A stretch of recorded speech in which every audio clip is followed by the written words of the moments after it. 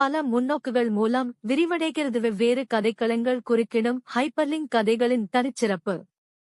இருப்பினும், இந்த வகையின் வெற்றிகரமான எடுத்துக்காட்டுகளைப் போலல்லாமல், மாநகரம் வண்டி 150 நிமிடங்களின் இயக்க நேரம் முழுவதும் ஒத்திசைவு மற்றும் உற்சாகத்தை பராமரிக்க போராடுகிறது.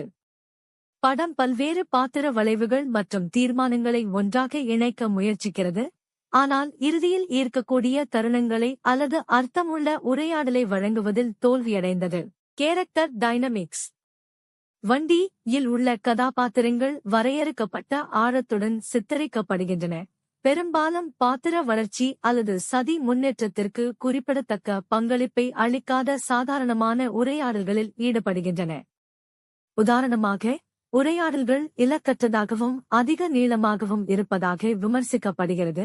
இது படத்தின் கதைத்தரத்தை மேம்படுத்துவதற்கு பதிலாக படத்தின்